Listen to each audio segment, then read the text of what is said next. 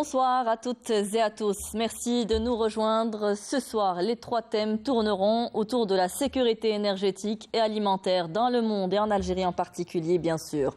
Nous reviendrons sur la dernière décision de l'OPEP+, celle de réduire son quota de production de 2 millions de barils par jour et son impact sur les marchés mondiaux et les pays consommateurs et producteurs, surtout dans le contexte actuel. L'Algérie a accompli d'importants progrès dans le cadre de la sécurité alimentaire nationale. Elle compte en effet parmi les pays les plus stables au monde, selon les derniers rapports de la FAO et le PAM. Le monde est actuellement confronté à des menaces importantes en termes d'alimentation, compte tenu des répercussions de la pandémie de la Covid-19 et la conjoncture géopolitique internationale devrait pousser les pays arabes à affronter les défis auxquels ils font face. Nous en parlerons dans notre dernier plateau. Mais pour commencer, ce sera la sécurité énergétique ou la dernière décision de l'OPEP+. Et nous accueillons sur ce plateau M. Mourad Preur. Bonsoir. Bonsoir.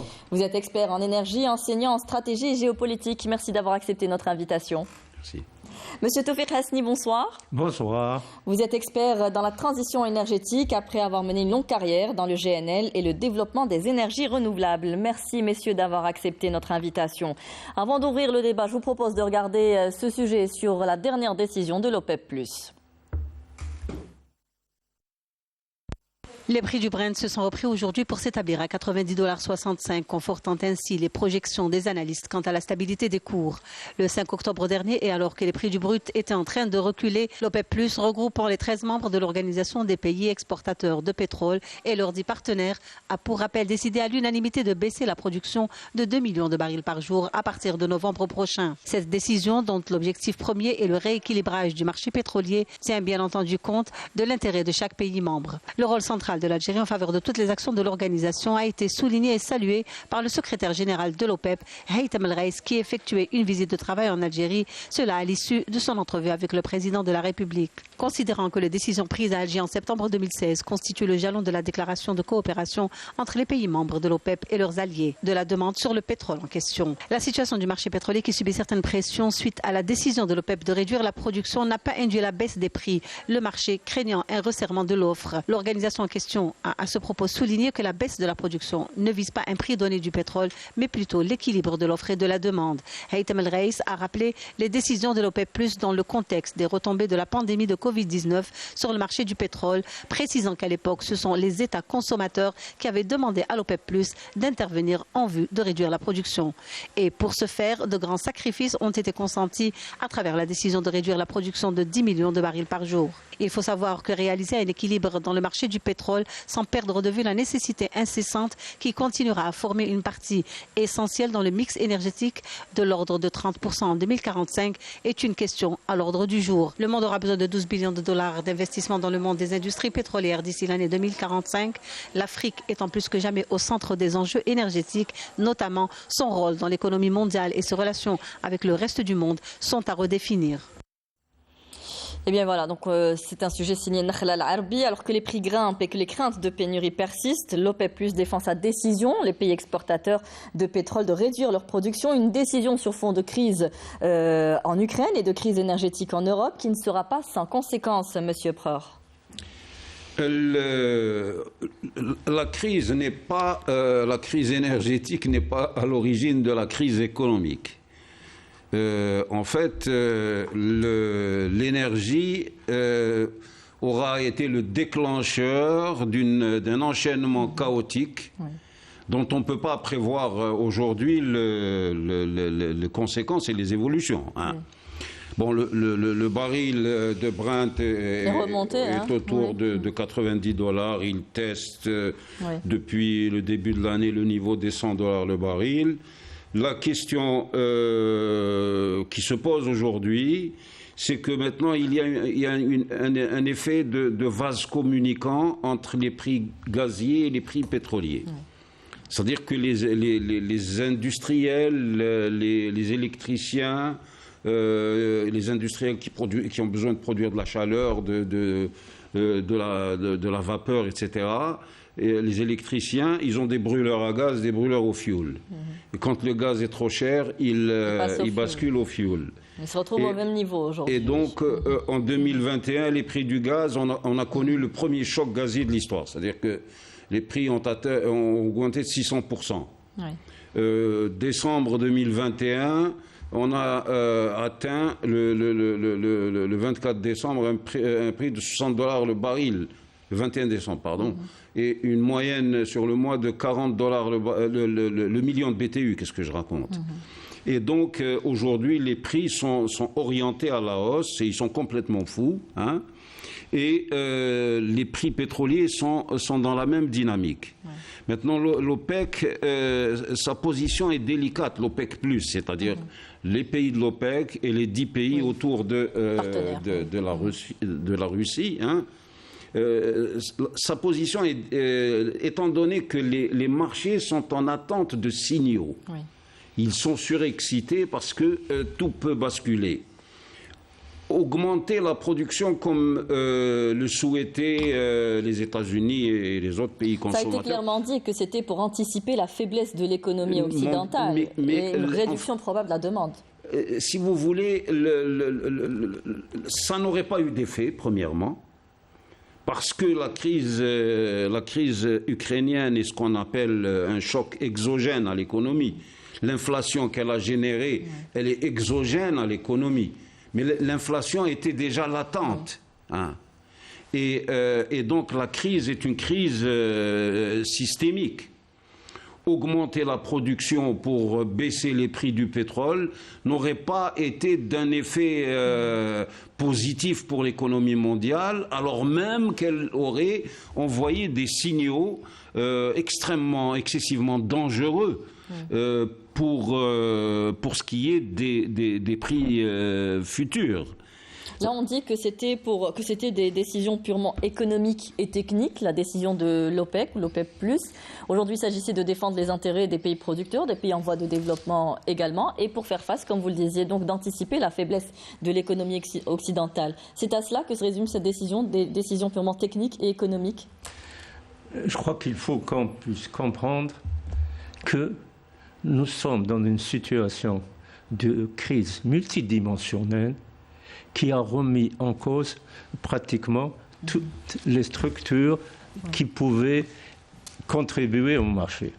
Si je peux reprendre seulement le PDG d'Aramco, qui disait que aujourd'hui, le marché pétrolier ne répond plus aux fondamentaux que nous avons l'habitude d'utiliser. C'est fini. La situation et la crise a atteint un niveau tel que ils justifient, eux, pourquoi ils n'ont pas suivi un peu les instructions. Rappelez-vous. Ça a fait grincer des dents. L'OPEP, en fait, qu'on soit bien clair, l'OPEP+ se résume à 2 pays, l'Arabie Saoudite et la Russie. C'est les seuls pays qui produisent plus de 10 millions de barils par jour. Les plus gros producteurs. Donc, c'est eux qui impactent toutes les décisions des autres. Les autres n'ont aucun poids réellement sur l'OPEP+. Et que dit donc le PDG d'Aramco? Il dit qu'en fait... Pour l'Arabie Saoudite. C'est les visions à court terme économiques qui ont fait que nous sommes écartés totalement des fondamentaux. Et si vous ajoutez ensuite à ça le poids de la crise économique, est-ce que vous savez que hier, la Fed, la Banque fédérale américaine, a perdu 4 000 milliards de dollars. Ça, c'est jamais vu. Donc, ce qui était en fait les éléments déterminants dans la structure des prix du pétrole, c'était les facteurs, c'était le dilemme, comme l'appelaient tous les industriels du pétrole, donc Shell, Baker Hughes, c'était la disponibilité et la durabilité des ressources. Qu'est-ce qui vient de s'ajouter avec la crise ukrainienne? C'est la sécurité énergétique qui fausse toutes les approches que nous avons pu avoir avec des incidences certainement sur les prix. Le PDG d'Aramco dit, écoutez, l'incohérence est venue d'abord de l'AIE. L'AIE, en annonçant que l'année prochaine, la demande pétrolière devrait être autour des 107 millions de barils par jour, vous avez dit, messieurs, qu'en 2050, elle va tomber à 70. Vous avez travaillé contre nos intérêts. Nous, Saoudiens, ceci ne peut pas nous arranger. Et 1,5 million de barils de réserve n'est pas suffisant. Si on avait lâché, ça aurait été en fait une crise très importante. Alors, ce qu'il faut, pour mieux comprendre, l'OPEP+, est en moyenne 45,6 millions de barils produits par jour, soit 62% de l'offre mondiale. 7 barils sur 10 pratiquement exportés dans le monde. Tous les pays non producteurs doivent forcément passer par un ou plusieurs membres de l'OPEP. En fait, c'est 90% surtout des réserves mondiales.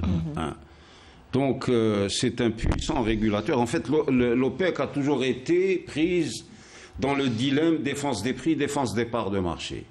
Si elle veut défendre les prix, elle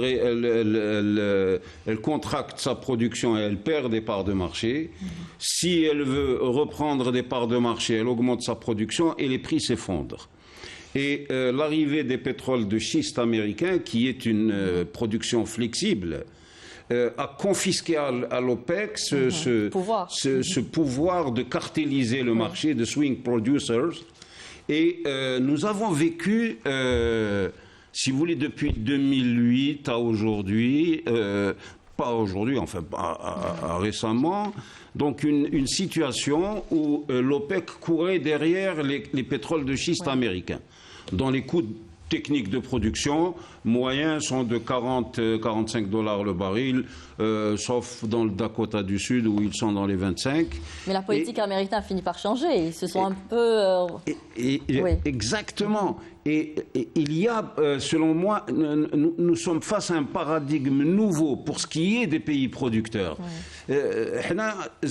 On disait toujours l'OPEC, c'est des pays à réserve longue et à faible besoin de financement, et des pays à réserve courte et à fort besoin de financement. Et donc, les intérêts ne peuvent pas converger. C'est-à-dire que le Qatar, avec 100 années de durée de vie de réserve, ou l'Arabie Saoudite, avec 73 années de durée de vie de réserve, etc., ils ne pouvaient pas fonctionner avec l'Algérie qui veut tout de suite, qui a besoin... Mais là, on est rentré dans l'Arabie Saoudite, par exemple, le Koweït, etc., était dans cette logique de échanger long-term gain contre un short-term pain. Donc, une perte à court terme contre un gain à long terme. Maintenant, on leur dit que l'électromobilité va les vider du marché, du marché énergétique, ce dont je ne suis pas convaincu, parce que les systèmes énergétiques ont une inertie excessivement grande. Et donc, l'Arabie Saoudite se place dans une logique de prix élevé. Et donc, avec financer son programme Vision 2030, etc. Par rapport aux États-Unis, puisque, je le disais, la politique américaine a un peu délaissé aussi sa politique énergétique sur les gaz de schiste dont vous parliez tout à l'heure. Elle puise dans ses réserves aujourd'hui pour essayer d'alimenter le marché mondial. Ils ont stabilisé, le prix est redescendu à 90 $ parce qu'ils ont tiré sur leurs réserves stratégiques, mais ils ne peuvent pas le faire indéfiniment. Ils n'ont pas restauré leur niveau d'avant-crise, donc il y aura toujours ce manque à gagner. Oui, non, encore plus que ça. C'est que l'épopée du schiste a pris fin. Le schiste, en fait, répondait non pas à une vision liée aux fondamentaux du marché, mais beaucoup plus à une volonté de maîtriser la sécurité énergétique du monde par le biais, quel que soit le prix. Vous savez que le schiste a fait perdre 300 milliards de $. Les industriels du schiste ont perdu 300 milliards de $ dans l'affaire.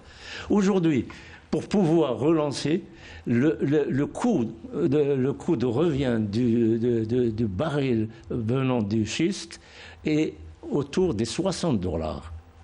Et avec une perte de main-d'œuvre, un coût qui a beaucoup augmenté en termes de forage et des rendements qui ont diminué, Donc, ils n'ont pas cette capacité de pouvoir revenir avec des quantités importantes. Ceci est aussi la conséquence de ce que je viens de vous dire tout à l'heure, à savoir que maintenant, la sécurité énergétique s'étant imposée dans les différents paramètres qui influent, on traduit ça par quoi? La sécurité énergétique. Ça veut dire... Et c'est ce qu'a exprimé le PDG d'Aramco. Il leur a dit, par votre décision, vous avez en fait donné un message négatif aux investisseurs. Oui. Il n'y a plus d'argent pour le pétrole et les hydrocarbures. Et puis même les investissements ont reculé. Je vais vous donner la parole, Monsieur Preur, dans le domaine de l'énergie, du pétrole. Oui. Les entreprises ont été un peu mises sous pression pour passer à cette transition énergétique tant demandée, ce qui a fait qu'aujourd'hui les découvertes étaient moindres, même si je vous donne une dernière information que l'Algérie a été classée première dans les pays arabes en termes d'exploration. Les investissements, par contre, ont diminué. En fait, l'industrie de l'énergie et des hydrocarbures en particulier est une industrie cyclique. C'est-à-dire qu'elle fonctionne avec des cycles de Kondratiev, des cycles hauts et des cycles bas.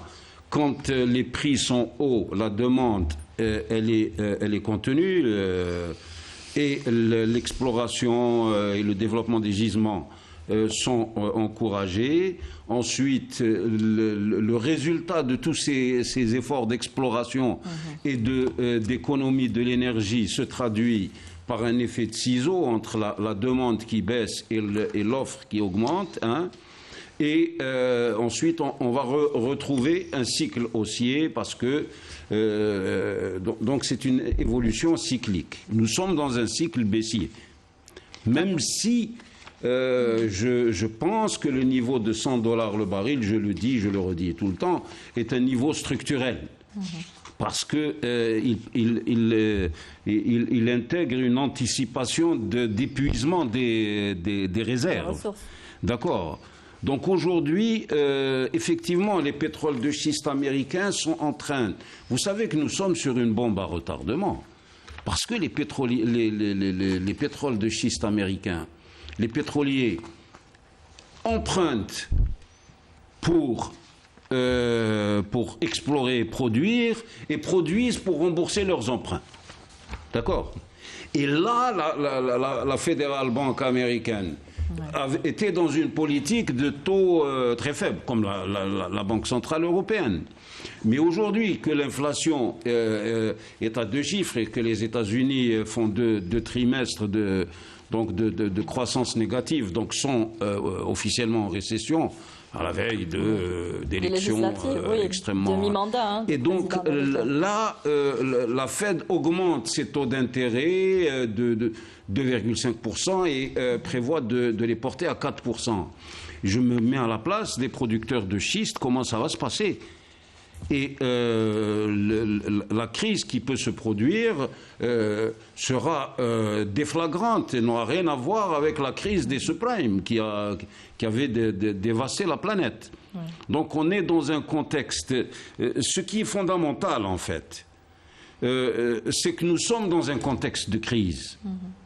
Et de crise économique parce que la crise de 2008 n'a pas été cautérisée. Parce que l'économie mondiale est encore convalescente. Parce que les pays occidentaux, les États se sont endettés pour sauver leur système financier. Et donc ils ont fait jouer ce qu'en Algérie on traite avec mépris, la planche à billets, le quantitative easing, ils l'ont fait jouer à fond. Mais cet argent a été dirigé vers les marchés financiers. Et aujourd'hui l'Europe découvre sa fragilité et donc, face à l'indice, aujourd'hui c'est une fragilité. C'est-à-dire que l'indice Standard & Poor's aux États-Unis des actions ne s'est jamais aussi bien porté que pendant les périodes des crises. En Europe, c'est pire encore. L'Europe est dans des chiffres d'inflation à 2 chiffres. Donc, les pays du nord européen, il faut le savoir, la Lituanie, l'Irlande, etc., sont dans des inflations à autour de 20%. Donc, c'est une situation extrêmement délicate, tendue.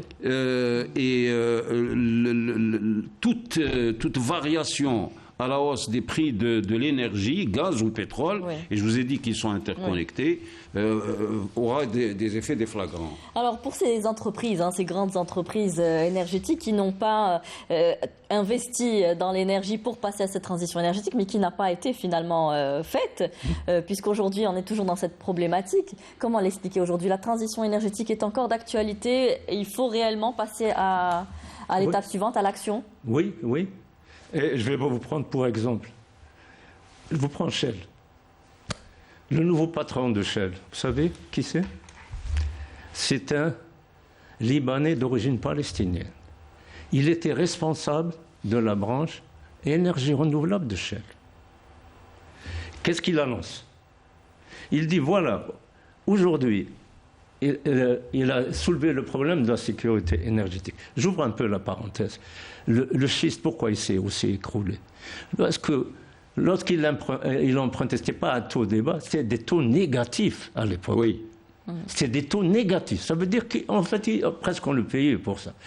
C'était la volonté de Trump de pouvoir contrer tout ce système. Je viens de vous dire, la Fed, 4 000 milliards. Donc, ceci explique que les financements seront difficiles à trouver. Et aujourd'hui, quand même, les financements pour le pétrole se tournent autour des 8 milliards de dollars. Pour les GNL, ils sont à 5 milliards de dollars. Donc, on est en train d'assister à la fin. Vous prenez le patron de Shell, on lui pose la question, si il a commencé par dire, écoutez... On assiste à la fin de quoi? Pardon? Vous disiez on assiste à la fin. La fin d'une période où les hydrocarbures avaient une forte volonté, et le lobby pétrolier est très puissant. Il s'imposait par... C'est quand même 200... on verra si M. Preur est d'accord. Après. 200 milliards de dollars qu'il dépensait par an pour contrer les énergies renouvelables. Donc, ce que dit, pour répondre à votre question, il leur a dit, écoutez, aujourd'hui, nos actionnaires ne nous permettent pas de faire ce qu'on veut. Nos actionnaires sont devenus plus sensibles à la question climatique. Et aux États, et les grandes boîtes, c'est les actionnaires qui les dirigent. Ce n'est pas des politiques. Et il dit, si... alors vous êtes d'accord, M. Hassani, aujourd'hui les politiques changent au gré des intérêts des pays. Je vais vous donner quand même la réponse le gaz est devenu une énergie verte aujourd'hui. Aujourd'hui, ce que on lui disait, mais écoutez, si on vous donnait 1 milliard de dollars, qu'est-ce que vous en ferez? Il a dit, moi je tiendrai compte des besoins du futur, autrement dit de la volonté de mes actionnaires. Et c'est quoi? De passer à la transition. Bien sûr. C'est la fin de l'ère des hydrocarbures. Bon, je ne partage pas ce point de vue. Je ne le partage pas du tout. C'est pas un point de vue. Non. C'est ce que dit un PDG d'une entreprise. C'est le point de vue d'un PDG d'une entreprise. C'est pas le point de vue de M. Hassani ou peu importe. La réalité, c'est quoi? C'est que d'abord, les fossiles, ça fait 50 ans qu'ils représentent 80% du bilan énergétique mondial. D'accord? Les hydrocarbures, le pétrole et le gaz, ça fait 50 ans qu'ils sont dans un sentier 50-60% du bilan énergétique, de la consommation énergétique mondiale. Donc, avec 31% pour le pétrole et 23% pour le gaz aujourd'hui. Et on pense, on anticipe, et je suis de ceux qui partagent ces anticipations, que d'ici la mi-siècle, les hydrocarbures représenteront encore la moitié du bilan énergétique mondial. Il y a de fortes inerties dans les systèmes énergétiques. On ne manœuvre pas un hors-bord comme on manœuvre un paquebot. Ouais. Ce n'est pas possible. D'accord ? Donc on peut prendre toutes les décisions qu'on veut. Je discutais récemment avec un ami, un expert qui est très engagé dans la recherche, dans ces domaines. Mais aujourd'hui, la réalité, 2006, le déclenchement de 2021, les 600%, c'était des éoliennes qui ne fonctionnaient pas en mer du Nord parce qu'il n'y avait pas de vent, de vent. Et donc une éolienne, un champ d'éoliennes, il faut une unité de génération électrique avec du gaz pour... de la même manière parce que il y a l'intermittence, de la même manière que pour le photovoltaïque. Ouais. Vous m'avez posé tout à l'heure la question sur l'investissement. 1000 milliards de dollars se sont évaporés. C'est-à-dire que depuis 2014, les compagnies pétrolières ont cessé d'investir. Il y a même une crise d'identité dans le monde pétrolier. On peut parler de lobby, mais moi je le vois sur la défensive. Bon, les grandes compagnies européennes, BP, Shell, etc., sont en train de viser à rentrer dans le top 5 des énergéticiens verts. Les deux géants américains sont pris d'amour l'un pour l'autre et pensent à se marier, Chevron et ExxonMobil. Les choses sont beaucoup plus complexes que cela. Ouais. C'est-à-dire que là, vous pouvez vous rejoindre. Hein, c'est pour dire que... Je ne suis pas un ennemi de la transition énergétique. Non, pas du tout. Je dis qu'elle a été idéologisée. Oui. Dès lors qu'il y a des partis écologistes, oui. C'est que ça devient une idéologie, alors que c'est une affaire de scientifiques et de techniciens et d'économistes. Là où vous pouvez vous entendre, c'est pour dire qu'aujourd'hui, il n'y a qu'une visibilité. C'est une crise multidimensionnelle aujourd'hui qui s'offre à nous et nous ne pouvons pas nous projeter, même pas dans 3 mois. Faux. Si ? Absolument faux. Absolument faux. Il faut toujours rester les faits. Moi, j'aime pas des idées qui ne sont pas basées sur des faits. Lorsque vous avez l'Union européenne qui vient en Algérie, oui. On commence par vous dire, on voudrait que vous développiez vos énergies renouvelables. Lorsque je prends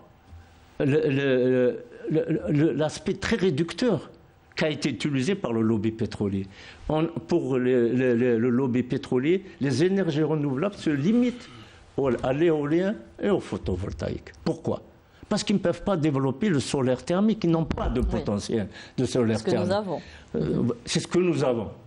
Il y a l'hydrogène. Nous avons fait une étude qui a été validée par les grandes instances internationales dans le domaine pour prouver que l'Algérie elle-même peut passer à 100% énergie renouvelable, que l'Algérie peut fournir satisfaire la sécurité énergétique de l'Europe, du Maghreb et du Sahel. C'est toujours le problème du financement qui se pose pour les énergies renouvelables. Non, c'était les lobbies qui s'opposaient à ça, principalement le lobby pétrolier, le lobby nucléaire.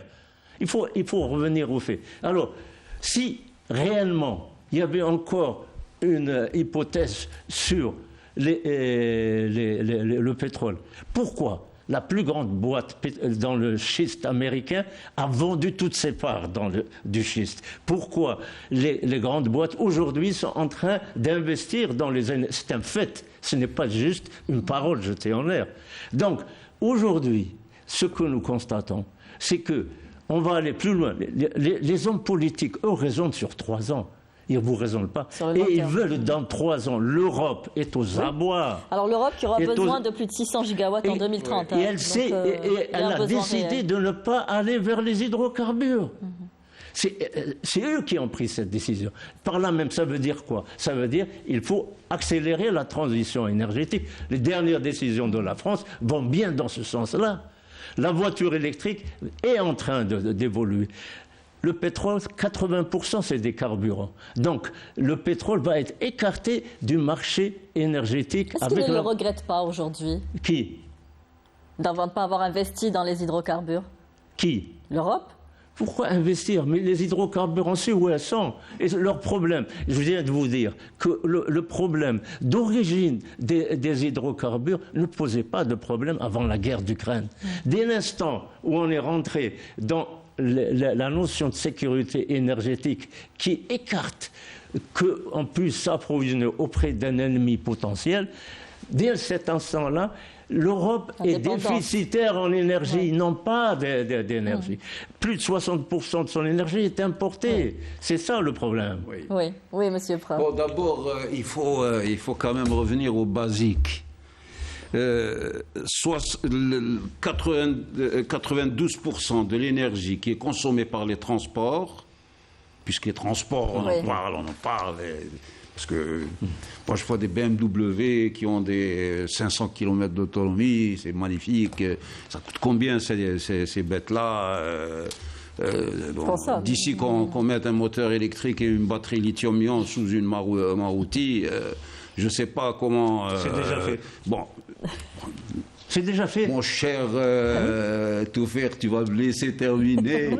On a défenseur de la transition énergétique et des hydrocarbures. 92% des transports, c'est des hydrocarbures. Mais le transport ne représente que 62% de la consommation pétrolière. C'est 80%. Tout. 62%. Voilà le graphique. Il était à 80%. Non. La voiture électrique qui a 62%. Ouais. D'accord. Donc, les transports ne représentent que 62%. Et les véhicules légers ne représentent que 23%. 23,9%. Il faut être juste. Donc, on va aller pour faire plaisir. On va arrondir à 24%. Ça veut dire que si vous baissez la consommation des transports, alors que maintenant les distances sont écrasées, les gens prennent l'avion pour le bout du monde, si vous baissez la consommation des transports de 10%, Monsieur Hasni est un ancien collègue et ingénieur, il peut faire tout de suite l'opération mathématique. Si vous baissez de 10% la consommation des transports, ce qui représente un effort, vous n'aurez qu'un impact marginal sur la consommation pétrolière mondiale.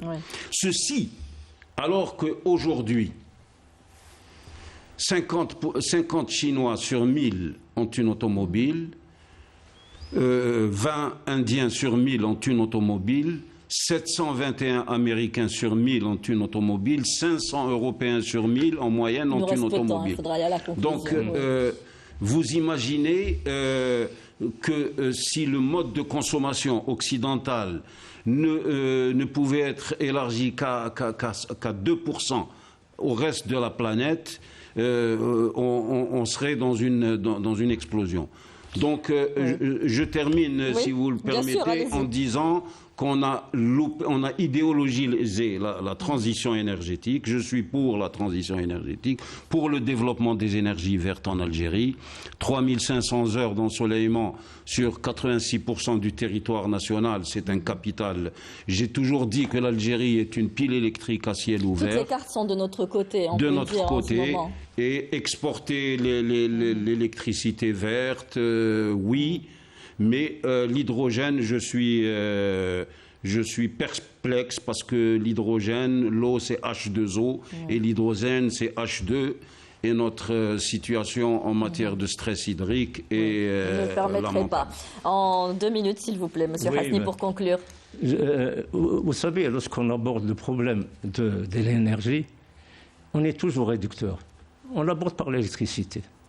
Alors qu'on n'arrête pas de leur dire: écoutez, messieurs, faites votre modèle de consommation énergétique. Vous allez vous apercevoir, l'électricité ne dépasse pas les 30% en usage.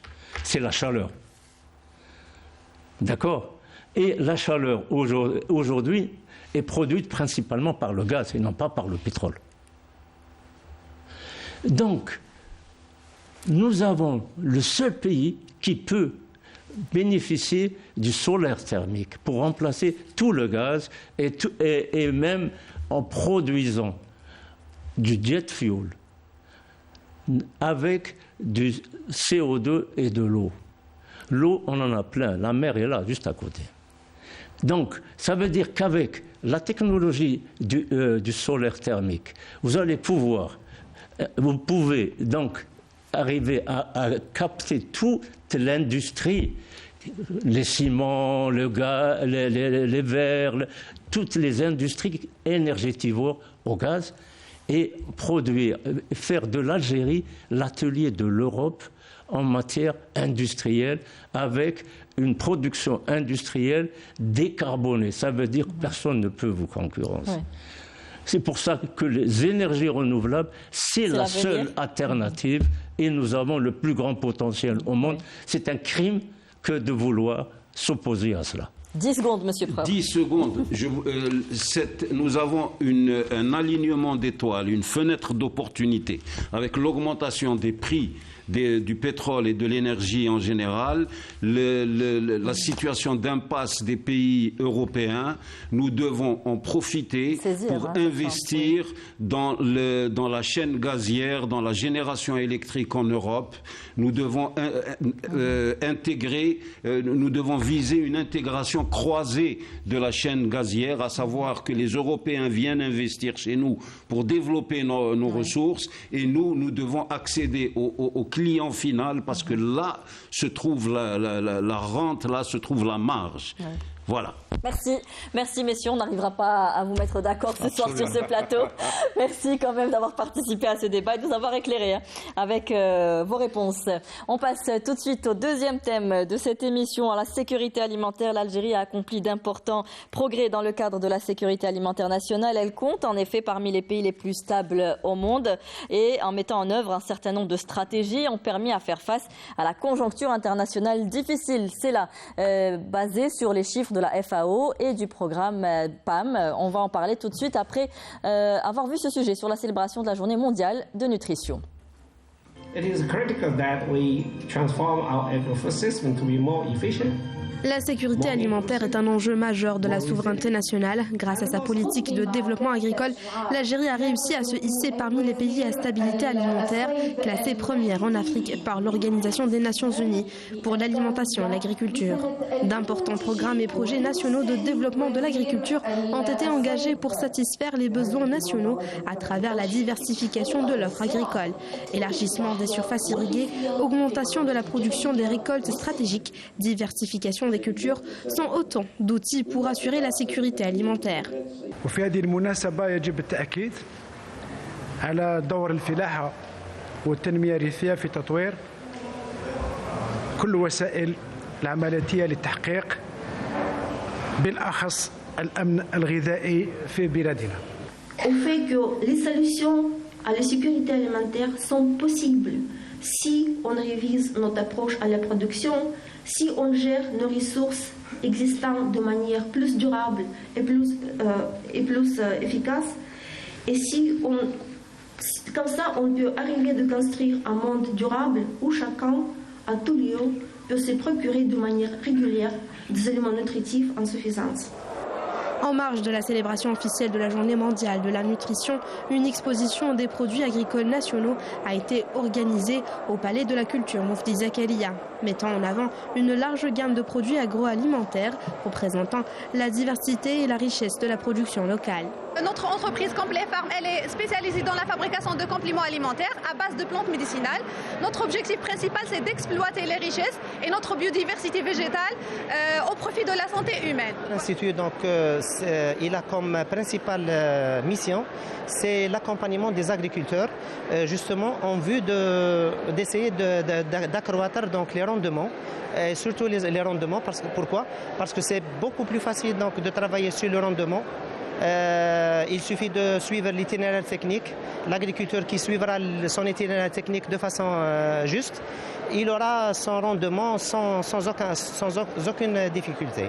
L'Algérie, en tant que membre du système international, contribue de manière importante à la lutte contre toutes les formes de pauvreté et de malnutrition à travers les politiques agricoles et rurales adoptées afin d'atteindre les objectifs de développement durable des Nations Unies pour l'année 2030. Eh bien voilà, retour sur le plateau pour parler de sécurité alimentaire en Algérie. Nous accueillons Monsieur Ali Zoubar, bonsoir. Bonsoir. Vous êtes cadre au ministère de l'Agriculture. Merci d'avoir accepté notre invitation. Merci à vous. Nous accueillons également M. Ibrahim Mouhouch, membre du Conseil national de la recherche scientifique et des technologies. Vous êtes également professeur à l'École nationale supérieure d'agronomie. Bonsoir M. Mouhouch, merci d'être ce soir avec nous sur ce plateau. Bonsoir madame, merci pour l'invitation. Alors les indications sont au vert aujourd'hui pour l'Algérie.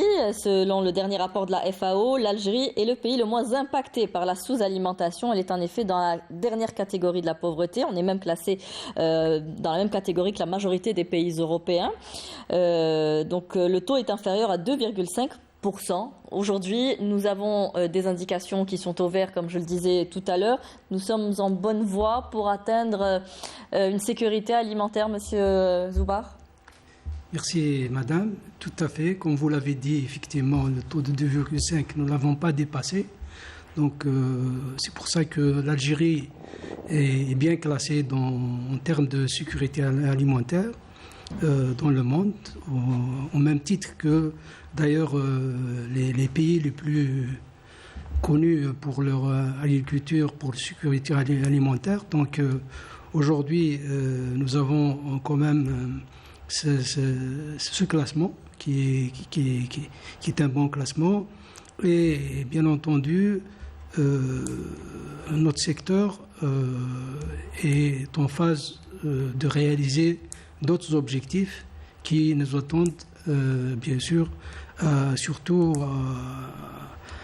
avec tous les défis qui se posent aujourd'hui, notamment ce que nous avons vécu comme la pandémie du Covid-19, également les crises, la crise actuelle que nous vivons, celle entre l'Ukraine et la Russie, et tous les changements climatiques également qui sont... Ça a influé sur les importations, les exportations, sur les prix des matières premières. Qui impacte beaucoup justement sur la sécurité alimentaire. Ouais. Donc tous ces défis doivent être relevés, bien entendu, grâce à des efforts de tous les acteurs qui activent dans le secteur de l'agriculture. Alors, je me corrige, les indicateurs sont au vert. Alors, Monsieur Mouhouch, justement, nous sommes confrontés actuellement à des menaces importantes en termes d'alimentation. On parlait même à un moment donné de risque de crise de famine dans le monde après les crises multidimensionnelles que nous vivons. Comment aujourd'hui expliquer que l'Algérie a réussi justement à avancer dans ce domaine ? C'est très important cette question, mais elle est importante. Il faut qu'il y ait une petite explication, un éclaircissement concernant ce concept de sécurité alimentaire, à ne pas confondre avec l'autosuffisance ou la dépendance alimentaire. Nous, c'est vrai que l'Algérie est classée premier en Afrique du point de vue sécurité alimentaire. Il est 10e dans le monde arabe, il est 54e dans le monde. Et il y a 5 ans de cela, on était 61e. Donc on est très bien placé. En Algérie, on n'a pas de problème de faim. De sous-alimentation. Parce que le principe, c'est d'avoir moins de 5% de personnes qui ne mangent pas à leur faim. En Algérie, c'est même pas 5, c'est 2,5. Même pas 2. Donc on est très bien. Mais il ne faut pas oublier que ça ne veut pas dire que nous mangeons ce que nous produisons. Nous achetons notre sécurité alimentaire. Donc c'est différent. Il ne faut pas croire que s'il y a la sécurité alimentaire, ça veut dire qu'on se suffit à nous-mêmes. Il est vrai qu'il y a beaucoup de développement dans le domaine de l'agriculture en Algérie. Beaucoup de secteurs sont au vert, il n'y a pas de doute. Et je l'ai dit la dernière fois dans ce studio, c'est que l'Algérie, c'est-à-dire la sécurité alimentaire, c'est un tout. C'est un tout, c'est tout ce qui est consommé par le citoyen. Et l'Algérie produit beaucoup de choses. On a quelques petits problèmes sur certains produits stratégiques tels que les céréales, le lait, les huiles, mais tout le reste, on couvre tous nos besoins sans aucun problème. Alors, selon la déclaration du ministre, la production agricole en Algérie couvre aujourd'hui 75% des besoins nationaux. On en est là ? Oui, ça veut dire le total de ce qui est produit, parce qu'il n'y a pas que les céréales.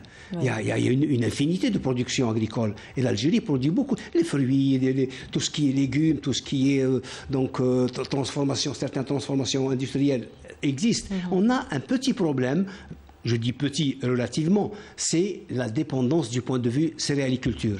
Sinon, le reste, en Algérie, et surtout si on n'avait pas ce problème, ce malheur de manque d'eau, il faut qu'on s'adapte à ce manque d'eau et il faut commencer, je l'ai toujours dit, il faut essayer d'aller, notre dernier secours, c'est le sud algérien, où il y a relativement... Agriculture saharienne. Oui, il y a de l'eau qui est difficilement utilisable, mais qui est utilisable. Voilà. Oui. Alors justement, pour revenir sur ce que disait donc M. Mouhouch, il y a des efforts encore à consentir pour assurer on a cette sécurité énergétique que nous avons assurée, mais il faut aller plus parce que nous dépendons encore des importations. Oui, je voudrais simplement préciser par rapport aux besoins nationaux.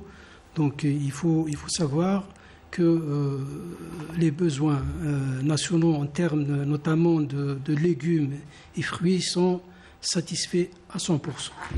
Donc pratiquement, comme l'a dit notre ministre hier à l'occasion de la Journée mondiale de l'alimentation, 75% des besoins effectivement sont satisfaits par la production nationale. Il reste les 25%. Les 25% sont constitués essentiellement de céréales, comme l'a dit mon collègue, également de lait, notamment la poudre de lait, et les huiles et sucres. Donc principalement ces quatre postes, ces quatre produits qui font que nous avons 25% de déficit. Bien entendu, il n'y a aucun pays qui a 100%, parce que là, on bascule vers ce qu'on appelle l'autosuffisance alimentaire, et ça, c'est un autre concept que pratiquement aucun pays au monde ne le remplit à la date d'aujourd'hui. Aujourd'hui, notre objectif est d'assurer une sécurité alimentaire. La notion de sécurité alimentaire, comme d'ailleurs l'a défini notre loi d'orientation agricole 0816 du 3 août 2008, c'est l'accès et l'accessibilité. J'allais en venir, oui. Donc aujourd'hui, il faut aussi voir d'autres paramètres qui sont la rationalisation alimentaire et la politique des prix, pour que ce soit aussi accessible.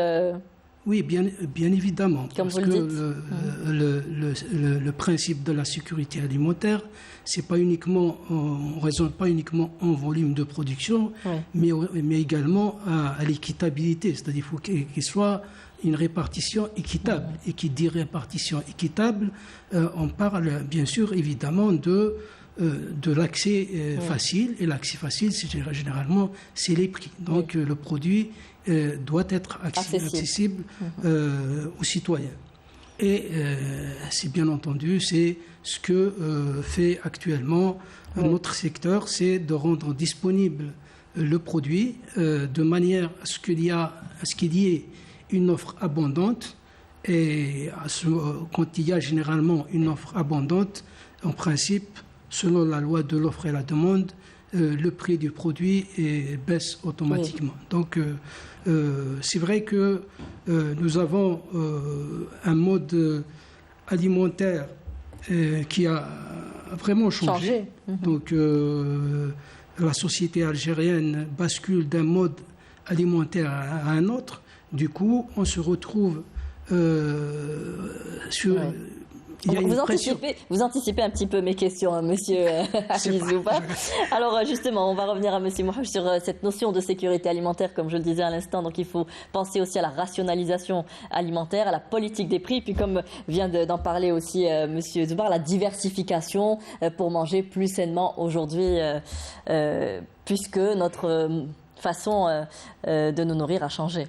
Oui, effectivement, concernant notre consommation, notre régime, il est à corriger dans le futur. Nous sommes l'un des seuls pays, les seuls peuples citoyens qui consommons pratiquement 220 kilos de céréales par personne et par an. Il y a des pays qui ne consomment que 35 kg par an. Ça veut dire que si on arrivait à corriger un petit peu notre ration alimentaire, particulièrement du point de vue céréales, eh ben, on aurait pu pratiquement ne pas importer de blé, surtout le blé tendre qui nous saigne annuellement. Donc il faut qu'on change au fur et à mesure. On ne va pas changer du jour au lendemain. Mais si on pouvait corriger notre ration alimentaire de pratiquement 5 à 10% par an, au bout de 10 ans, au bout de 15 ans, on aura probablement diminué de 50%.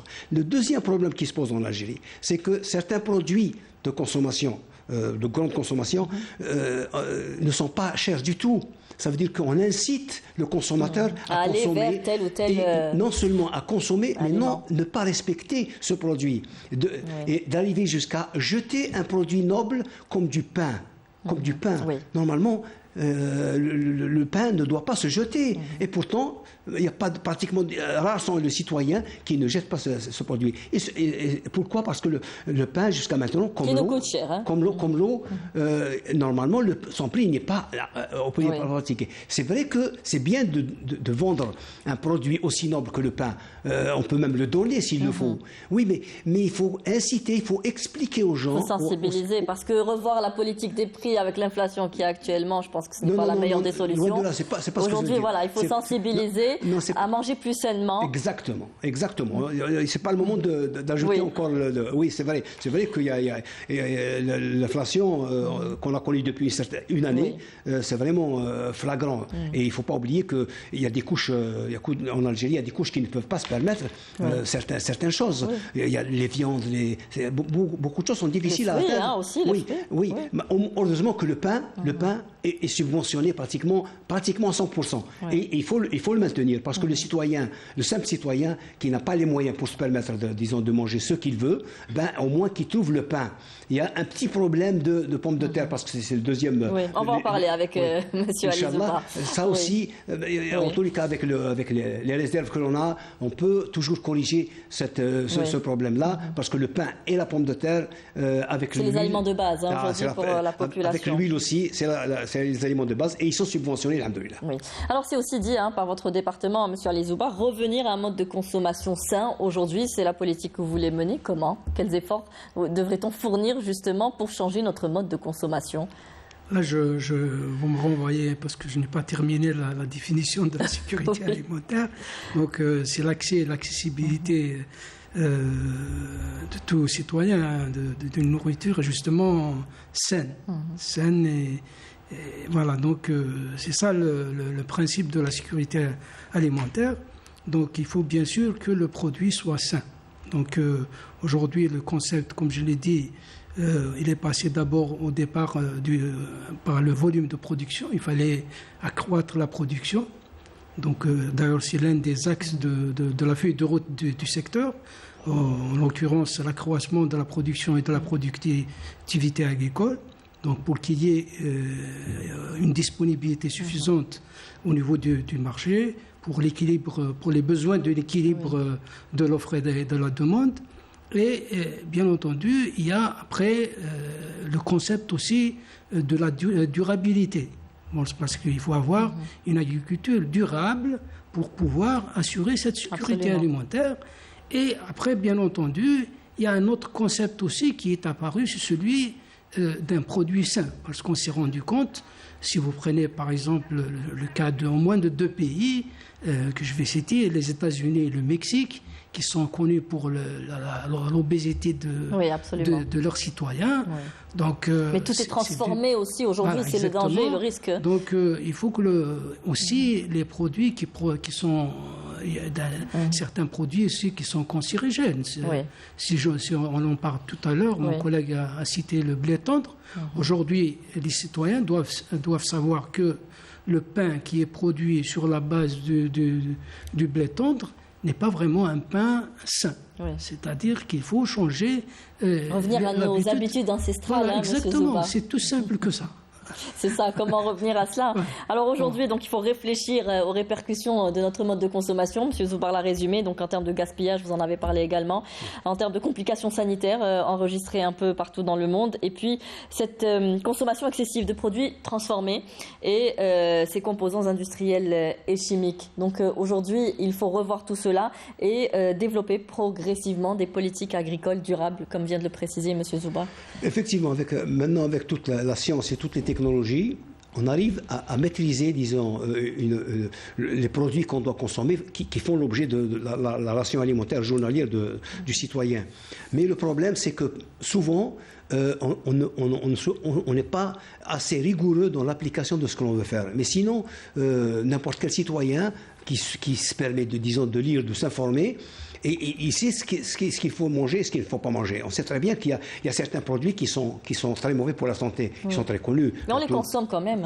On les consomme malheureusement. Je voulais dire par là, c'est que normalement, il faut commencer à penser et à toucher un petit peu au niveau des industries. Il y a beaucoup de pays qui ont pris des décisions très radicales concernant la diminution du sel et la diminution du sucre. Oui. Ce que nous devons faire aussi chez nous, drastiquement. Nous, on est en retard, vraiment. On a un retard énorme. Et c'est bon pour tout le monde, c'est ça. Lorsqu'il y a quelque chose qui est bon pour tout le monde, pourquoi ne pas l'appliquer ? Le taux de sucre est très élevé dans nos boissons, par exemple. Oui, exactement. Surtout les boissons, mais tout ce qui est rapide. Il faut qu'il y ait une réglementation très rigoureuse à tous les niveaux pour montrer aux gens, aux citoyens, ce qui est bon pour la santé et ce qui n'est pas bon pour la santé. Et bien sûr, le citoyen seul, s'il ne trouve pas de produits qui sont à la base bien faits, il va les consommer obligatoirement. Mais c'est l'industriel lui-même qui doit commencer à faire le premier pas pour commencer au moins. Comme je dis, il ne faut pas choquer les gens, mais diminuer, par exemple, de 5%, de 10%, ça n'influe pas du point de vue sucre, du point de vue gras, du point de vue sel, ça ne change pas. Mais au bout de 10 ans ou de 8 ans, on aura avancé et beaucoup de pays ont pris des décisions très radicales dans ce sens. Je citerai la Belgique. C'est des décisions. C'est que celui qui produisait, par exemple, une boisson quelconque qui a, par exemple, 10 ou 15% de sucre, ils ont décidé que ça ne doit pas dépasser un certain seuil. Celui qui dépasse, il sera sanctionné. Il faut arriver à ça, parce que c'est bon pour tout le monde.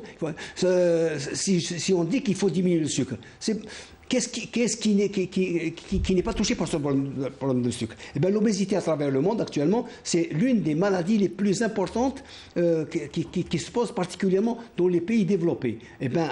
Comme l'Algérie a tendance à être dans la classe des pays qui n'ont pas de problème d'alimentation, donc on aura tendance un petit peu à aller dans ce sens. C'est maintenant qu'il faut agir. Exactement. Il y a des pays qui font un régime obligatoire. Je ne cite pas quel pays, tout le monde les connaît. On n'a pas besoin de leur demander de ne pas manger de sucre ou de gras ou de sel, parce qu'ils n'ont rien à manger. Mais un citoyen qui a beaucoup de choses à manger, il ne va pas se limiter à ce qui est bon. Et puis ils sont souvent plus accessibles pour les bourses des citoyens. C'est souvent moins cher quand c'est transformé, quand c'est rempli de produits chimiques, ce qui rend leur consommation plus facile. Alors aujourd'hui, l'Algérie œuvre à atteindre la sécurité. L'autosuffisance, on n'en parle pas, mais ce serait l'idéal, bien sûr, pour satisfaire ses besoins en matière de denrées. Quelle est la politique aujourd'hui ? Est-ce qu'on a récupéré nos terres inexploitées? Quelle est la politique menée actuellement, M. Zoubar? La politique menée actuellement, comme vous le savez, c'est comme l'a indiqué les hautes autorités de l'État, à leur tête le président de la République, qui a donné des instructions, bien entendu, pour notamment les cultures stratégiques, en l'occurrence les céréales. Donc ça, c'est pour approvisionner le stock. Voilà, donc nous avons quand même un potentiel. Il y a eu des aides et tout. On a revu les prix à la hausse. Les aides, je voudrais rappeler tout simplement qu'il n'y a pas pratiquement un produit agricole qui n'est pas soutenu par l'État, soit directement ou indirectement. Oui. Donc pratiquement, c'est toutes les productions agricoles qui sont soutenues directement ou indirectement. Donc la politique est bâtie sur l'accroissement de la production et de la productivité des cultures déjà mises en place, qui existent déjà, notamment les céréales, les fourrages pour le lait, la filière lait, mais également les oléagineux, les cultures oléagineuses pour la production des huiles. Et également la production de sucre. Donc toutes ces cultures-là, donc industrielles, nous nous attelons au niveau de notre département ministériel de manière à ne pas s'autosuffire, dire, parce que on a quand même un déficit important, mais néanmoins à diminuer les importations, bien sûr, d'année en année, on peut arriver à réduire les importations. Oui. Alors aujourd'hui, la sécurité alimentaire dans notre pays est considérée comme une des options stratégiques. Elle offre la stabilité économique et sociale aujourd'hui. C'est l'une des composantes fondamentales de notre souveraineté nationale. Effectivement, mais cette sécurité, comme je l'ai dit tout à l'heure, c'est une sécurité qui est malheureusement, elle a un semblant d'artificiel. Parce qu'il y a une partie importée. Oui, moi je voudrais que nos efforts aillent vers l'augmentation de la production. Par le biais... Quelles sont nos capacités? Jusqu'où pouvons-nous aller? Oui, c'est mon deuxième point. C'est que notre problème actuellement dans le domaine de l'agriculture, c'est que, comme tout le monde le dit, c'est que rares sont les agriculteurs qui respectent à la lettre l'itinéraire technique. C'est très important, c'est très important. Celui qui ne sait pas que l'itinéraire technique c'est la base de tout, il ne fera rien de bon en agriculture. Il faut respecter, c'est très simple. On a des cadres qui à tous les niveaux, au niveau des wilayas, au niveau des ministères, il suffit d'expliquer quelles sont les étapes qu'il faut faire pour avoir un bon rendement. Parce que si je donne un exemple des céréales, actuellement à 17 ou 18 quintaux à l'hectare en moyenne nationale, parce qu'on peut trouver du 60, mais la moyenne nationale est de l'ordre de 17-18. 17-18, je me demande comment qu'on arrive économiquement, l'agriculteur, comment il arrive à... Pour la céréaliculture. Pour quel secteur? Pour la céréaliculture. Les céréaliculture, bien sûr. Les céréaliculture. Voilà. Mais heureusement que les autres cultures, comme on l'a toujours dit, heureusement que du point de vue fruits et légumes, on compense tout. On produit beaucoup de produits de fruits et légumes. On n'a qu'un problème particulier, c'est les céréales, surtout les céréales pour le blé, le blé tendre, les huiles, le lait et un peu la viande. Mais sinon, le reste, c'est produit. Mais les rendements montana, ils sont parmi les plus faibles à travers le monde. Et notre malheur, c'est que, comme tout le monde sait, surtout depuis 2 ans, le problème du manque d'eau. Il ne faut pas croire qu'on peut développer les produits de la feuille de route du ministère, les céréales, c'est-à-dire les plantes. Actuellement, on peut produire du blé dur. Le blé tendre, les gens sont réticents. Bon, parce que premièrement, déjà, il n'est pas aussi cher que le... Absolument. Donc c'est un peu notre politique pour contrer les prix du blé tendre. Mais il ne faut pas croire qu'on peut développer ça au nord. Il faut aller vers le sud, ou au moins les hauts plateaux, le sud des hauts plateaux. Parce qu'il y a des réserves en eau. Et je dis bien, j'ouvre des guillemets, ça ne veut pas dire qu'on peut irriguer comme on veut. Il faut faire très attention. Il faut bien respectant l'itinéraire. Exactement. Premièrement, il faut respecter l'itinéraire technique. Il faut miser sur de bons rendements qui sont économiquement rentables.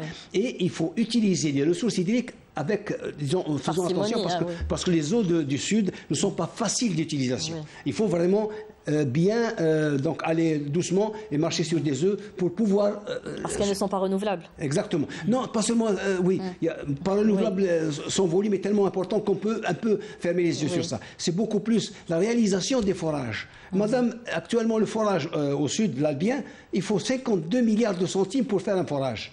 Les gens ne le savent pas. Il faut parfois creuser jusqu'à 2000 mètres pour arriver à la nappe. Deuxièmement, c'est une eau qui est salée, 2 à 6 grammes. Cette eau n'est pas facilement utilisable pour toutes les plantes. En dehors du palmier, il y a rare des plantes qui peuvent tolérer ça. Et deuxièmement, dans certains endroits comme le grand sud, est de l'Algérie, c'est une eau qui est chaude. Elle sort à 68 degrés. Elle a besoin d'être refroidie. Il faut des refroidisseurs. Donc c'est ça que je veux dire. Il faut maîtriser, il faut aller doucement maîtriser. Vous consentir des investissements dans l'agriculture saharienne aujourd'hui? Exactement. S'il n'y a pas d'investissement, on ne pourra pas faire de l'agriculture au sud. Parce qu'un hectare, je vous donne un exemple, un pivot de 52 hectares, parce qu'on a du pivot de 52 hectares, il consomme au mois d'avril-mai 52 litres par seconde et par hectare, bien sûr. Et ceci, c'est l'équivalent d'une agglomération de 40 000 habitants. Un seul pivot. Je dis bien un seul pivot. Voilà. Monsieur Zoubar, je vais vous laisser répondre à Monsieur Mouarouche aujourd'hui. Quelles sont nos projections pour l'agriculture saharienne? Bon, il faut savoir qu'il y a un office de développement de l'agriculture saharienne qui a été créé et dédié spécialement pour le développement du culture agro-industrielle, notamment tout ce qui est culture stratégique et qui sont transformées, telles que les céréales et, comme je l'ai dit, les cultures oléagineuses. Mais on trouve la pratique de toutes les cultures, notamment maraîchères, compte tenu de la disponibilité d'eau qui existe aujourd'hui au niveau du sud. l'État algérien a mis tous les moyens, surtout pour la céréaliculture. Il y a tout un programme ambitieux qui est tracé par notre secteur et je vous assure que tous les moyens ont été mis à la disposition des céréaliculteurs pour qu'ils puissent notamment réussir la campagne actuelle qui vient de commencer, la campagne la bourse semaille. Bon, celle de l'année dernière était estimée à 2,2. Bon, ça c'était le chiffre de l'année passée. De l'année passée, voilà. Donc, millions de tonnes de blé. Donc il y a d'abord les prix qui ont été augmentés des céréales. Il y a également, on a procédé également à la révision du soutien de l'État des intrants, notamment les engrais. Donc pratiquement, il y a un volet formation, pratiquement tous les moyens. Il y a aussi l'utilisation des nouvelles technologies. D'ailleurs, ce sont même des instructions qui sont, des résolutions qui sont sorties des conseils des ministres. Donc aujourd'hui... Il y a aussi l'importation des machines de moins de 5 ans. Oui, il y a la dernière disposition effectivement des conseils des ministres, celui de l'importation, de l'autorisation d'importer le matériel agricole moins de 5 ans, notamment les tracteurs, pour pouvoir, parce qu'aujourd'hui, notamment au niveau du Sud, il faut un matériel spécifique, parce qu'on ne peut pas travailler le sol au niveau du Sud comme on le travaille au niveau du Nord. Donc il faut un matériel spécifique pour le Sud, et chose qui est permise aujourd'hui pour notamment les céréaliculteurs ou les agriculteurs en général, pour pouvoir importer ce matériel moins de 5 ans. Donc, comme je l'ai dit, tous les moyens sont mobilisés pour la réussite d'abord de la campagne à la bourse map, mais également pour justement mener à bien les cultures industrielles d'une manière générale, notamment, comme je l'ai dit, les cultures oléagineuses qui permettent de produire de l'huile. J'espère que l'année prochaine, nous allons consommer une huile purement algérienne, 100% algérienne. C'est ce que nous souhaitons. Il nous reste quelques secondes pour terminer. Ce sera pour vous, Monsieur Mouahouch. Aujourd'hui, le gain est dans la performance et dans l'adaptation aux données géographiques. Oui, exactement. On l'a dit dans ce studio. Actuellement, la technologie, c'est l'affaire de tout le monde. Il faut aller et tendre vers l'agriculture intelligente. Parce que l'agriculture d'il y a 100 ans, elle est dépassée. Il faut qu'on puisse être, disons, à la page et à la hauteur des technologies qui existent à travers le monde et en Algérie, alhamdoulilah. Il faut respecter les conditions de pratique des cultures, des différentes cultures. Chaque culture a sa pratique. Il faut la respecter et il faut un peu informatiser et disons, tout ce qui peut être automatisé, tout ce qui peut être, disons, utilisé sur commande et ainsi de suite. Il y a beaucoup de choses qu'on peut faire, et surtout, certains appareils actuellement permettent de faire de ce qu'on appelle l'agriculture intelligente. Il faut dépasser l'agriculture qui a 30 ou 40 ans, ou même jusqu'à 100 ans. Et ceci, on le constate, on est un peu réticent pour rentrer dans l'ère de l'agriculture intelligente. Il faut qu'on rentre facilement. Merci messieurs. On n'aura pas eu le temps de faire le tour de toutes les questions, comme le déstockage de 10 000 tonnes de pommes de terre et puis la revue à la baisse des viandes rouges également. Il y a beaucoup de mesures qui doivent être prises encore. Merci à vous messieurs d'avoir participé à ce débat. Merci monsieur Mouahouch, merci monsieur Boubard. Merci madame. Merci. Alors nous allons passer à notre troisième thème de ce plateau, le sommet arabe d'Alger qui va se tenir donc le 1er et le 2 novembre dans notre capitale. Je vous propose de regarder ce reportage et nous reviendrons juste après pour le débat. L'hôte de l'Algérie, l'analyste politique Edmond Drarib, et depuis le Centre des études stratégiques globales, a fait une analyse pointue des actions et des positions de l'Algérie dans la région arabe et à l'international. Des efforts selon Edmond Drarib qui ont un impact positif et qui seront inscrits dans l'histoire. الجزائر قد تكون البلد الوحيد والقيادة الوحيدة التي تستطيع L'Algérie est le seul pays capable de réaliser ce genre de réconciliation entre les factions palestiniennes. Mais il faut attendre les résultats sur le long terme. Mais je pense que c'est là un début important et symbolique, surtout que la démarche est initiée par l'Algérie, qui a des positions historiques et une relation forte entre elle et la cause palestinienne. Le peuple palestinien reconnaît la position de l'Algérie, tout comme les autres peuples arabes.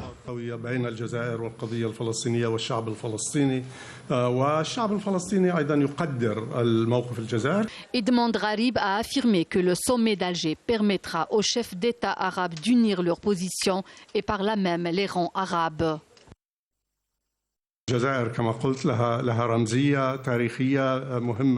L'Algérie a un passé révolutionnaire glorieux. Elle est dans le cœur de tous les Arabes et les Africains. C'est pourquoi je pense que c'est là une occasion importante pour les chefs d'État arabes afin de travailler de concert pour s'entendre et unir leurs positions.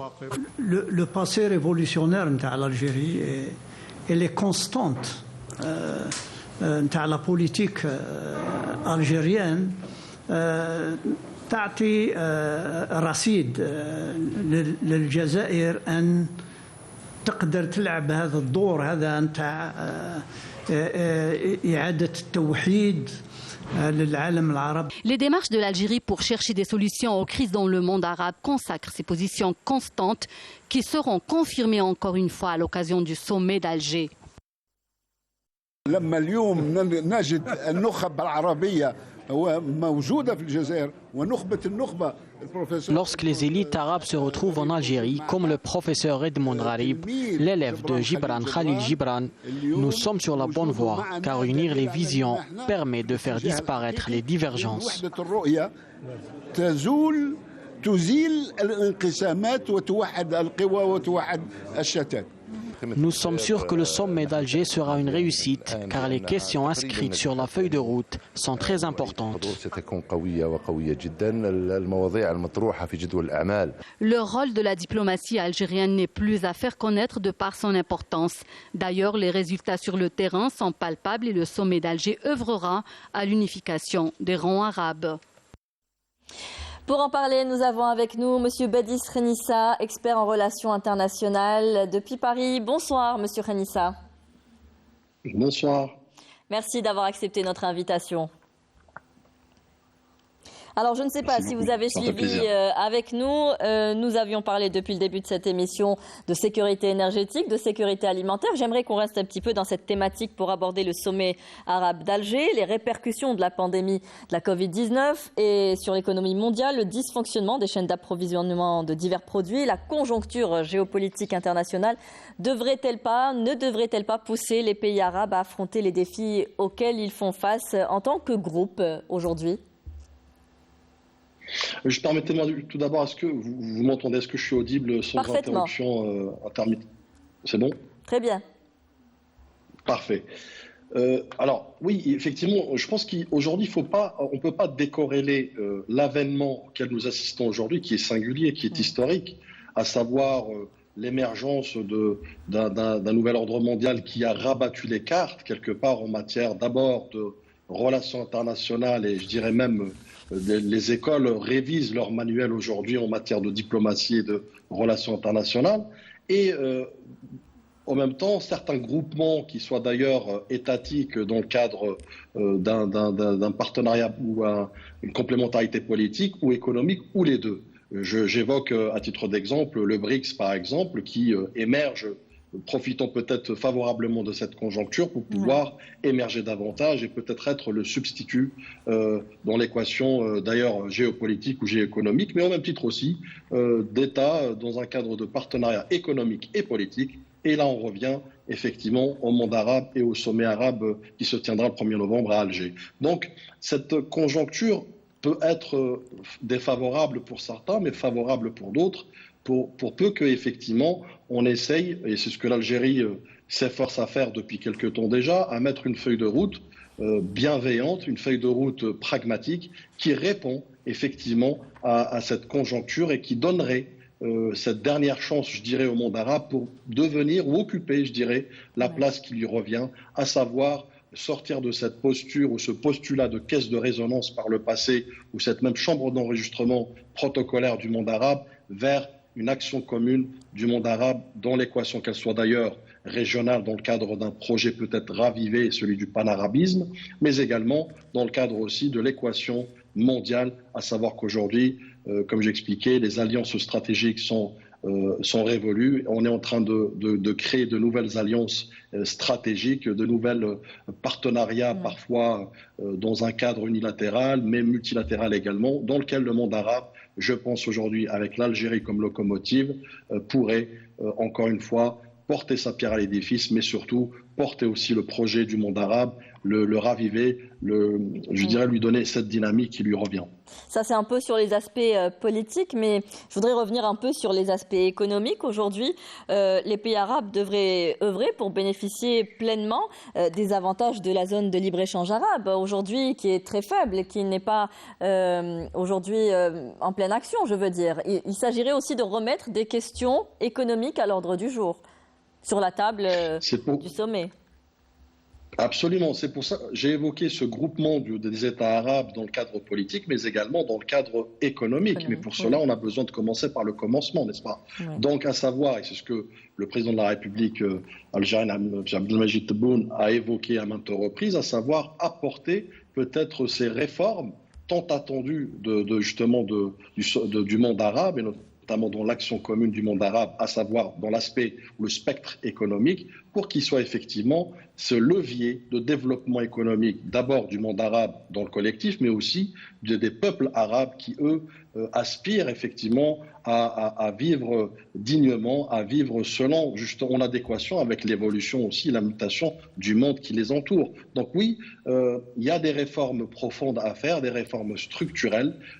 Encore une fois, il faut que pour cela, qu'il y ait cette bonne volonté, cette bonne foi aussi de certains États, notamment lors du prochain sommet. Mais comme j'expliquais tout à l'heure, dans une conjoncture conjuguée à certains aspects structurels, celui de la Ligue arabe, à savoir cette divergence chronique et caractérisée que nous avons vécue depuis des années, doit cesser et doit aller vers un destin beaucoup plus collectif dans lequel les causes justes sont défendues, dans lequel la société civile du monde arabe est écoutée, dans lequel la voix du monde arabe est entendue à travers, encore une fois, des partenariats équilibrés, des équilibres de force, si je puis dire, à savoir économiquement. Nous avons vu effectivement la richesse qu'on va dire que supporte ou que soutient le monde arabe, tant par les hydrocarbures, les richesses fossiles, mais aussi le capital humain, qui pourrait être ce levier qui manque peut-être à l'équation dans le monde arabe et faire ce fleuron du monde arabe dans l'équation économique mondiale. Alors vous le disiez, aujourd'hui il est important qu'il y ait une promotion de l'action arabe commune. Beaucoup de choses nous relient, comme beaucoup de choses nous séparent. Il suffirait aujourd'hui, ou il s'agirait plutôt aujourd'hui de dépasser ces différends qui nous séparent pour aller vers cette action commune, vers cette voie unifiée. Est-ce que vous pensez aujourd'hui que les États arabes pourront transcender justement ces différences ?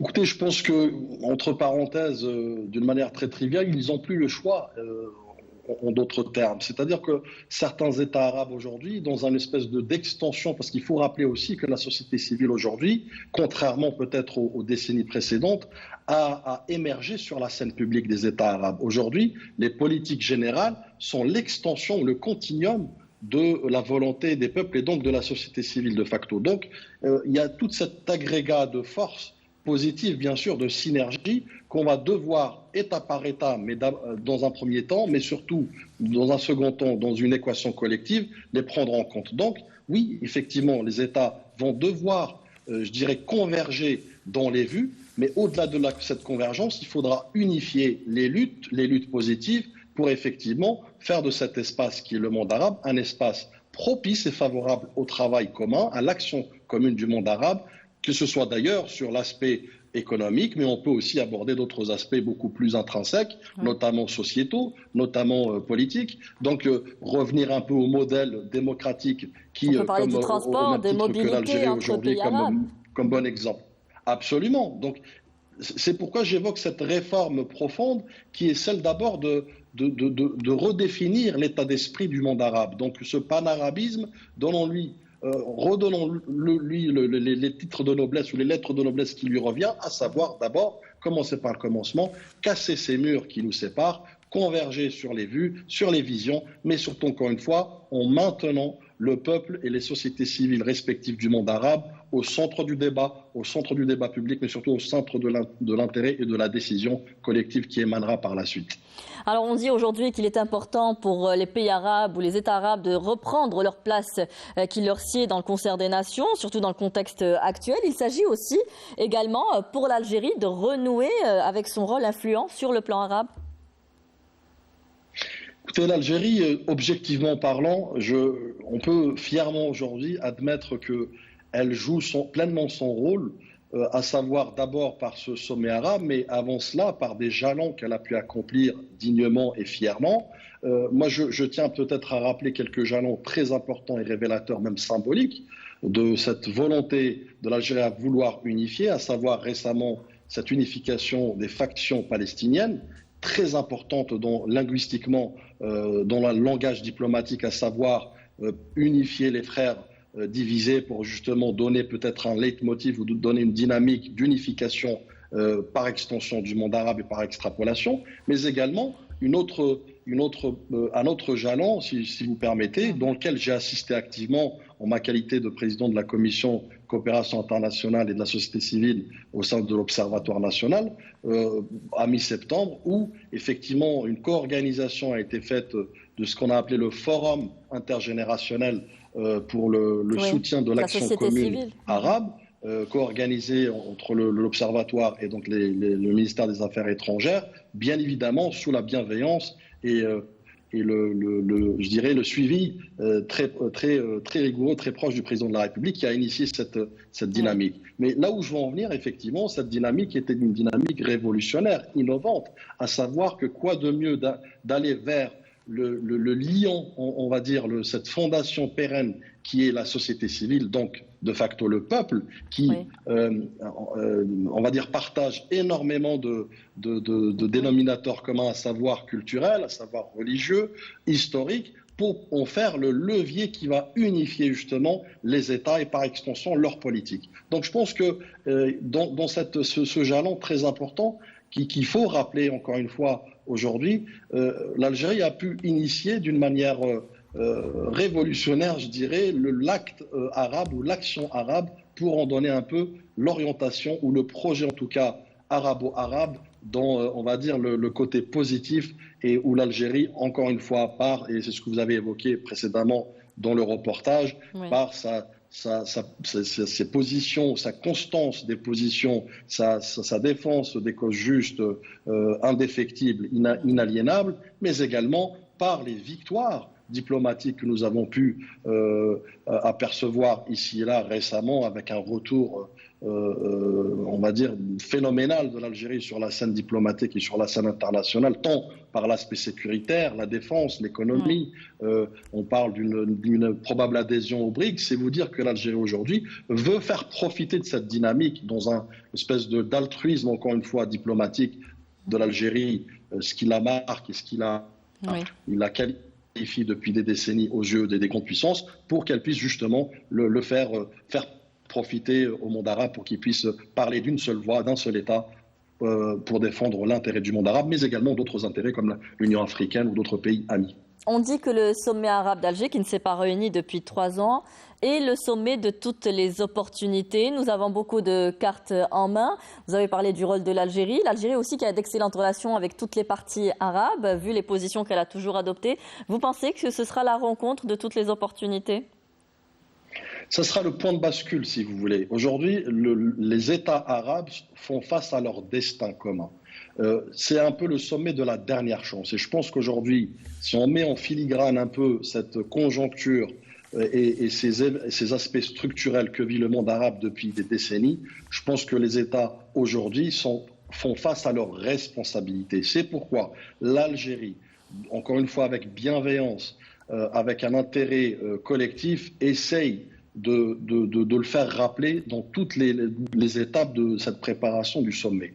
J'ai évoqué tout à l'heure cette réunion d'unification des factions, mais elle est très symbolique parce qu'encore une fois, elle a réussi l'Algérie dans cette équation très complexe, à donner un peu le tempo, à donner le temps en fait aux autres États arabes, ce qui les attend en matière de feuille de route et ce qui les attend aussi en face de la responsabilité historique, parce qu'on va devoir rendre des comptes aux générations futures. Qu'est-ce qu'on en a fait de ce point de bascule, ce virage favorable, encore une fois, je le répète, au monde arabe, pour peu qu'encore une fois, on établisse certains périmètres de sécurité, à savoir, je dirais, la pierre angulaire, celle qui est de la souveraineté des États, la souveraineté de la décision des États.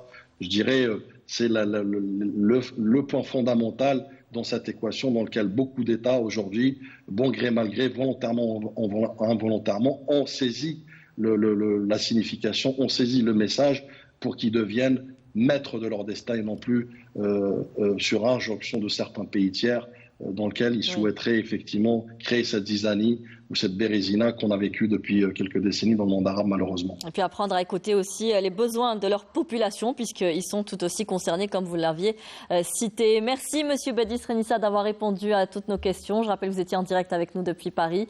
C'est la fin de cette émission. C'est moi qui vous remercie. Merci. C'est la fin de cette émission. Merci de nous avoir prêté attention. Je vous souhaite à tous de passer une très bonne fin de soirée sur Canal Algérie. Au revoir et à mercredi prochain.